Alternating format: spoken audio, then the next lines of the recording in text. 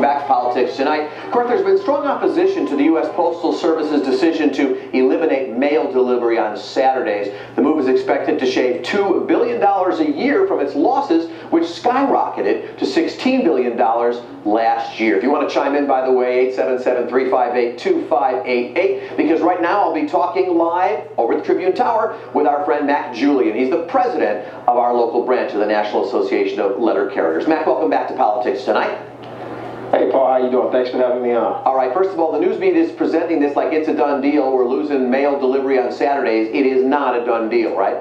No, this is definitely not a done deal. I mean, needless to say, we were surprised to a large extent at the Postmaster General announcement yesterday, but even Congress was more so surprised because only they have the authority to do that. And many have come out not only in opposition, but just disappointed in him jumping the gun or just basically thumbing his nose at Congress. You know, I always do my homework when you're on. I go talk to mailmen, and one of the questions I asked was, I said, let me ask you, if we don't have Saturday delivery, where does it save the money? And of course, the answer I got was, from their point of view, it doesn't, because we still have mail to deliver. It just all has to come in on Monday now, and salaries aren't getting cut. Where is this $2 billion in savings going to come from, Mac? You know, Paul, that's a great question, because even when we were briefed, the union heads in the Chicago area yesterday, I asked that exact same question to the Postmaster of Chicago. You know, how are you all going to save $2 billion? Who is going to perform the delivery on Saturdays? And she quite frankly said, well, we haven't thought that far yet. And so, you know, how do you know that you're going to save $2 billion? In fact, when the Postmaster General proposed this, I believe a couple years ago, the Postal Regulatory Commission at that time thought that his estimation was far too generous, that they hadn't taken into account the business that will be lost as a result of them eliminating Saturday delivery. You know, Mac, you've been on the show before, and whenever you're on, you always make the point that the post office is the only entity we can think of where you're required by Congress to put away 75 years worth of pension. Do I have that right? 75 years worth of health benefits for the retirees. Actually, and many people compare our, or think that our pension plan or pension problems is similar to that of, say, the state of Illinois, but that's not true. Yeah, our pensions are overfunded. Okay. Overfunded to the tune of some 50 to 70 billion. It's the employees' retiree health benefits that they're trying to pre-fund for the next 75 years. Yeah, and I've been hearing congressmen on air already talking about that, saying how crazy it is. But we have a viewer who wants to chime in, I think, on that issue. John, welcome to the show. Go ahead. You're on, John. Yes, okay. I'd like to comment on the stopping of mail on Saturday. Go ahead. It's supposed to be saving money. Well, it's not. The drain on the post office is the $5,600,000,000 that was mandated by Congress in 2006 under the Pension Protection Act. Their pension right now is funded, okay, until the year 2075. And every year they have to come in with the $5,600,000,000. That's where the drain is at.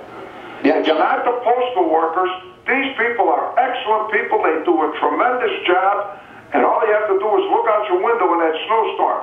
Tomorrow they will be out there delivering the mail. And it's a shame, okay, that the people in this country are not aware of what is going on. They're trying to privatize the post office. That's what they're doing. Well, they're taking jobs. They do say that. John, thank you. And of course, John, call your congressman because they need to hear from you. Matt, I imagine John said exactly the way you feel. Yeah, and you know, I just walked past a mail truck coming in. But the problem is the Postmaster General, with his statement yesterday and the statements that he's made in the past, is misleading the American public to believe that the Postal Service is losing or have lost this $14 billion, when in actuality, the past 2 years, the Postal Service has not made those pre-funding payments, which they're including in the loss. So $11 billion of which was not lost by the Postal Service because they never paid it. People also forget the number of veterans who the post office employs, seniors who the post office employs, and the importance of Postal Service in rural areas. You know, the city of Chicago, maybe we go, oh, well, we'll live without it on Saturday. But you guys are around the country. Rural areas depend on this. Am I hitting that right? You hit it right on the head. Rural areas, remote areas of this country, because we go to every address. And let's not forget the somewhat remote areas in the city of Chicago, those urban inner cities that still rely on the Postal Service as a primary form of communication. You know, them saying that, well, we're going to still have parcel delivery on Saturdays. In some of these neighborhoods, there will still be no delivery over there. All right. And the same with rural communities as well. Yeah, some people don't realize, actually, you do some deliveries for FedEx and UPS, right?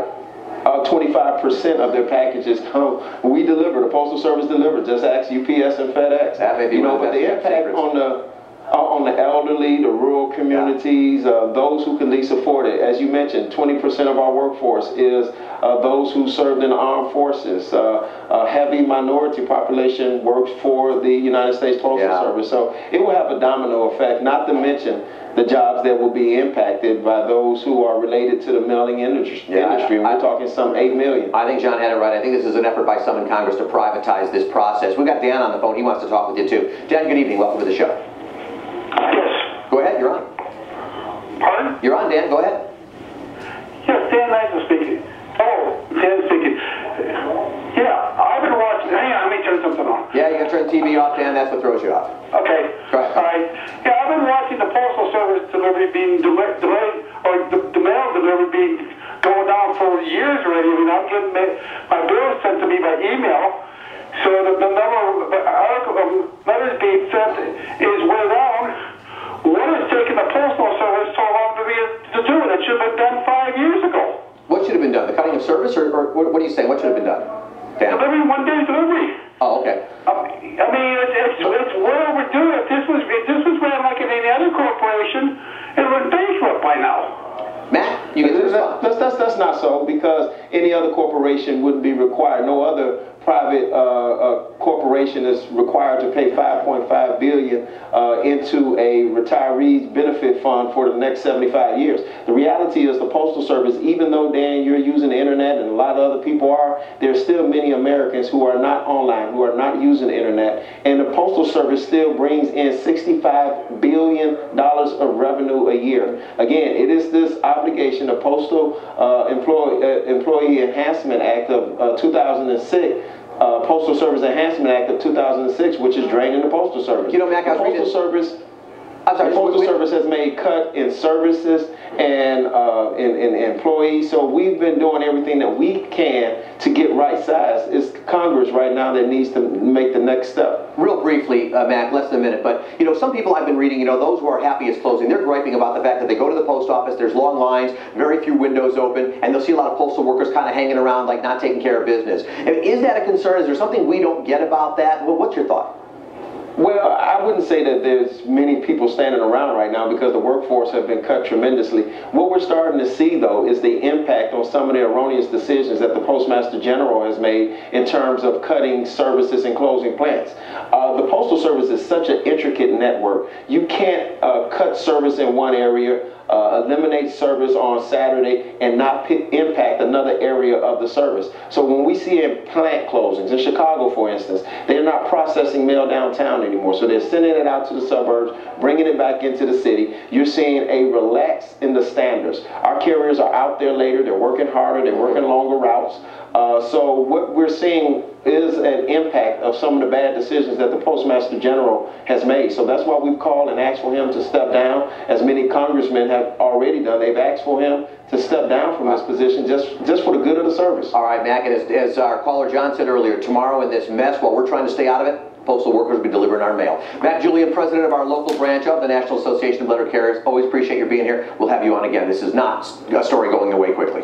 Thanks, Paul. Thanks for having us on. And if those who are concerned, please call your representatives and call the senator. Call Senator Durbin. Needs to hear from you. Thank you. Thanks. And Senator Kirk. Thank you, sir. All right, she's been on your ballot before. Now